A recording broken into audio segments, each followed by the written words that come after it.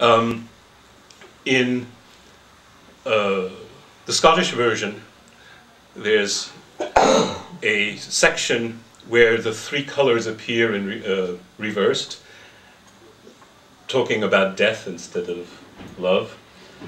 And this is, Naoise eventually runs away with Deirdre, quite involuntarily. Deirdre basically puts a taboo, a compulsion on him that you're going to have to run away with me, there's no choice. And they run away to Scotland, and they live in hiding in Scotland for a while. In Eamon O'Rourke's version, the King of Scotland actually tries to get Deirdre for himself, and Naoise has to fight with him. There's a whole series of adventures that he has to go through to protect Deirdre. But then eventually, they're told by the King of Ulster that it's safe to go back to Ireland. That, okay, King of Ulster has accepted the situation, is letting them come back. And what happens in the different versions is different. But in one of the Scottish versions, she has the vision of the three colors again, but she sees them again as cumulatively. One of them is she sees three white doves with gobs of honey in their mouths.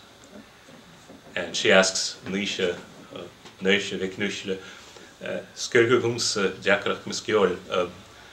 resolve for me the difficulty of my story. What does this mean? He says, this is nothing but empty delusion and feminine depression, Deirdre, my love. But, of course, the white doves represent the honeymoon period, right? The period where she was actually out of time with Naoise, basically living her love, living her idol, sort of not caring about social contacts, what other people, how the other people impinged on their lives. Then she has the next vision. She sees three hawks with cruel bills and holding gobs of blood in their hooked bills. And so she has the same response from Naoise, but this is, of course, the conflict that's eventually going to come to meet them as they come back into the reality of the relations with the king and the court and all of that. And then finally she has the vision, I saw three black ravens on the yew tree of death. And that's how it's going to end.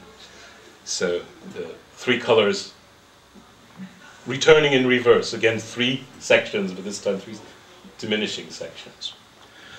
In some versions of the stories, there's another three that you go through, is the children of Uisne, Naoise and his brothers, have a spell of protection on them, that they cannot be hurt by fire or water or earth. And so they go through a testing. The king tries to destroy them by building a tower that's made out of metal, and by having a tub of water that outside, and they then heating the tower of metal so that it's burning, and then having them run out and plunge into the tub of water and get drowned. So either they get burned in the tub of, or they get drowned in the tub of water.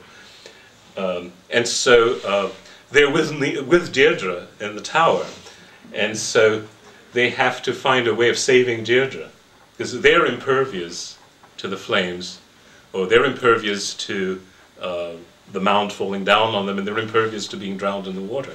But Deirdre isn't. And so they manage to save her from the flames by the hot metal, by getting around her and facing outwards, by having her in the middle. They manage to save her from the water, again by holding her up, and they manage to, but they can't save her from the earth.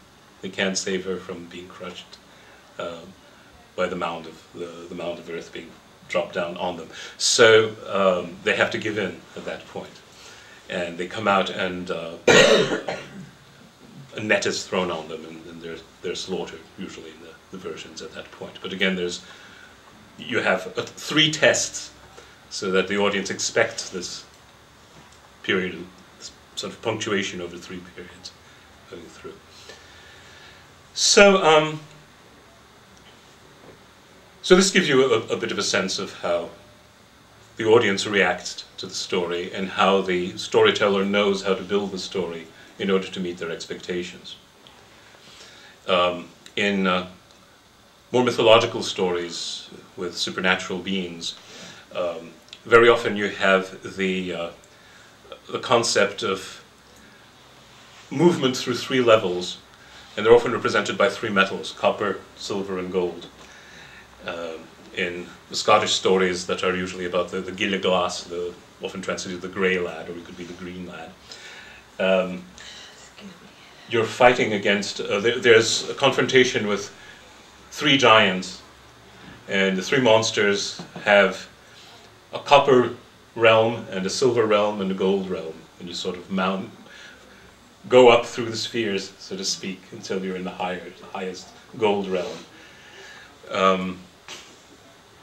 In one of the stories told by Eamon Burke about Cuchulainn, which is a variant of how Cuchulainn becomes the champion of Ireland by going through the fairy mounds where he's tested by all these horrible apparitions. He and two other Ulster heroes go, in this case, to the King of Connacht, who plays that role in the story we have. And they're given, one of them is given a cup of copper, one of them is given a cup of silver, and Cuchulainn, of course, is given a cup of gold. And this is a clear indication of how they should be ranked. But they then start arguing about what this means. And the one who got the copper, of course, tells you that copper is the most valuable of all the metals because it's the most widely distributed and the most useful. And therefore it means that he has won the contest. And they continue arguing about the meaning of the metals, and so finally they have to go through three tests in which the three metals appear every time, but they refuse to recognize the ranking that they represent until at the end, when they're fighting against horrible apparitions in this house, and the two who got the copper and the silver are unable to withstand them and run out, and only Cuchulainn is left inside. And at that point, the magician, who is the arbitrator, tells them, well, now you know what the gold means.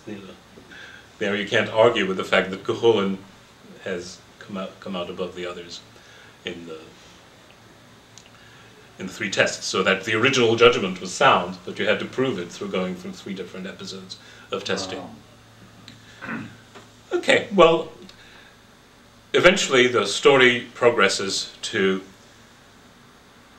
the resolution, which means that fertility is brought back from the depths of the land to the community. The person who was lost is found again. The person who had the magical object returns with it to where he's expected. And you have to find a closing formula to indicate that the story's over and that you're back in our time. In Scotland, people say, as Rak me an Shinniad, I guess Rakshiad and show me. That is, Rakiad rather, Rakiad and show me. That is, I left them there and they left me here. Yeah. Is the way you close it. In Ireland, I said, prayer for the dead, the blessing on the dead is the traditional closing formula for any story. But if the story is particularly important, you give a pedigree for it. You say, and I know this story because my father taught it to me, or an older person taught it to me, you name the person. And you will usually also use a blessing that you actually find at the end of the manuscript of the time, of the Cattle Raid of Cooley. In the Middle Ages, it says, a blessing on anyone who hears the story or repeats it to anyone. And the modern storyteller actually still says that. He says, you know, a blessing on anyone hearing this story now, and a blessing on anyone who tells it to anyone again in the future. May all people be blessed by hearing this story. And you have this also actually in Hindu formulations of mythological stories that are listened to at certain festivals, where you actually listen to the to the story and you get a blessing from it. And often the story contains the blessing as the final formula. So you can actually see strong continuity between these traditions of storytelling and throughout the Indo-European world.